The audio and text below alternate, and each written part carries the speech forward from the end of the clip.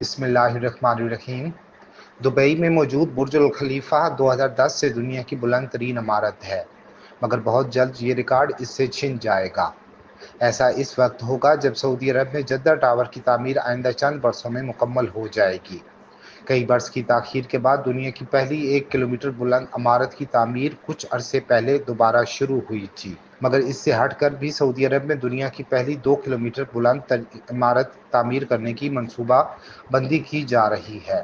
6,562 fit بلند یہ عمارت برج الخلیفہ سے 2 گنا سے بھی زیادہ بلند ہوگی۔ امریکی جریدے نیوز ویک کی ایک رپورٹ کے مطابق رائز ٹاور نامی اس عمارت کی تعمیر کے لیے گزشتہ دنوں سعودی پبلک انویسٹمنٹ فنڈ نے بولی کا عمل شروع کیا تھا۔ یہ منصوبہ سعودی ولی عہد شہزادہ محمد بن سلمان کے ویژن 2030 میں شامل پروجیکٹس کا حصہ ہے۔ اس عمارت کی تعمیر شمالی ریاض کے ایک نئے ضلع نارتھ پول میں کی جائے گی۔ جب اوپر ذکر کیا جا چکا ہے کہ یہ برج الخلیفہ 2,717 فٹ سے زیادہ بلند ہوگا، بلکہ جدہ ٹاور 3,281 فٹ سے بھی دوگنا زیادہ بلند ہوگی۔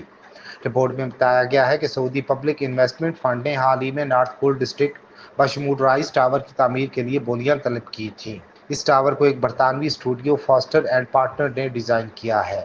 رپورٹ کے مطابق یہ تو واضح نہیں کہ اس عمارت کی تعمیر پر کتنا خرچہ ہوگا، مگر ایک اندازے کے مطابق $5 ارب خرچ ہو سکتے ہیں، جس میں مستقبل میں مزید اضافہ بھی ہو سکتا ہے۔